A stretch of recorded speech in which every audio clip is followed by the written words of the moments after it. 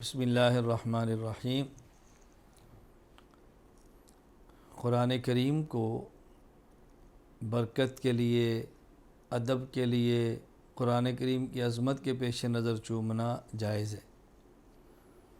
حضرت عمر رضی اللہ تعالیٰ عنہ کے بارے میں روایات میں ہے انہو کان یأخذ المصحف کل غدات۔ حضرت عمر رضی اللہ تعالیٰ عنہ صبح قرآن کریم کو اپنے ہاتھ میں لیتے وَيُقَبِّلُهُ، پھر قرآن کریم کو چومتے اور اپنی زبان سے ارشاد فرماتے عہد و ربی و منشور و ربی عز و جل، یہ میرے رب کا عہد ہے، میرے رب کا منشور ہے۔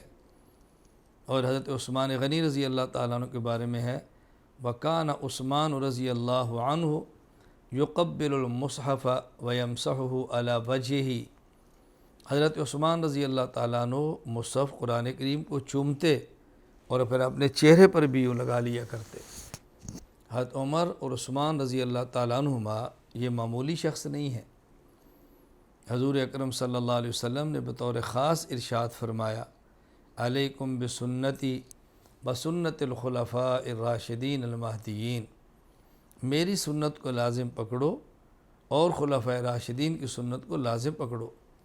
حضرت ابو بکر رضی اللہ تعالیٰ عنہ رسول اللہ صلی اللہ علیہ وسلم کے جانے کے بعد پہلے خلیفہ اول بلا فصل، پہلے خلیفہ ہیں۔ اس کے بعد حضرت عمر رضی اللہ تعالیٰ عنہ دوسرے خلیفہ ہیں۔ اس کے بعد حضرت عثمان غنی رضی اللہ تعالیٰ عنہ تیسرے خلیفہ ہیں۔ اس کے بعد حضرت علی رضی اللہ تعالیٰ عنہ چوتھے خلیفہ ہیں۔ تو یہ خلیفہ راشد کا عمل ہے، عام آدمی کا عمل نہیں ہے۔ یہ لوگ شرک سے بھی متنفر تھے، بدعت سے بھی بیزار تھے۔ بدعت کا تو تصور بھی نہیں تھا عمر رضی اللہ تعالیٰ عنہ کے ہاں۔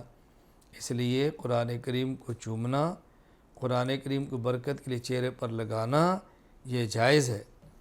اور حضرت علامہ سبکی رحمۃ اللہ علیہ کے بارے میں علامہ سلیمان البجیرمی شافعی عالم ہیں، وہ فرماتے تھے وَاسْتَدَلَّ سُبْكِيُّ عَلَى جواز تقبیر المصحف بالقیاس علی تقبیر الحجر الاسود وید العالم والصالح والوالد،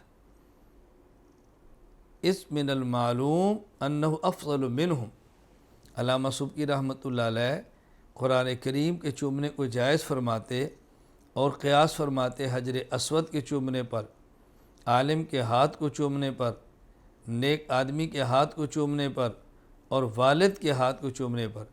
جب حجر اسود کو چومنا جائز ہے اور عالم کے ہاتھ کو چومنا جائز ہے، نیک آدمی کے ہاتھ کو چومنا جائز ہے، بیٹا اپنے والد کے ہاتھ کو چومے تو جائز ہے، تو قرآن کریم کو چومنا بھی جائز ہونا چاہیے۔ کیوں؟ قرآن کریم حجر اسود سے افضل ہے، قرآن کریم ایک عالم سے افضل ہے، قرآن کریم نیک آدمی سے افضل ہے، قرآن کریم باپ سے افضل ہے۔ تو علامہ سبکی رحمۃ اللہ قیاس فرماتے، یعنی اس کا معنی یہ ہے کہ قرآن کریم کو چومنا یہ روایت سے بھی ثابت ہے، درایت سے بھی ثابت ہے، دونوں طرح سے ثابت ہے۔ روایت کا معنی حدیث، رسول اللہ صلی اللہ علیہ وسلم، صحابہ کرام، تابعین، ان کے قول، فعل اور تقریر کو حدیث کہتے ہیں، تو وہ حدیث سے بھی ثابت ہے۔ اور درایت کا معنی عقل اور قیاس سے بھی ثابت ہے۔ تو ہم یہ کہہ سکتے ہیں کہ قرآن کریم کو چومنا نقلاً بھی ثابت ہے، عقلاً بھی ثابت ہے۔ تو جو شخص قرآن کریم کے چومنے کا انکار کرتا ہے وہ گویا نقل کا بھی مخالف ہے، عقل کا بھی مخالف ہے، نہ اس کے پاس نقل ہے نہ اس کے پاس عقل ہے۔ اللہ تعالیٰ کا کرم ہے کہ اللہ تعالیٰ نے اہل سنت والجماعت احناف دیوبند کو نقل، عقل دونوں نعمتوں سے نوازا ہے۔ اللہ تعالیٰ قدر کی توفیق عطا فرمائے۔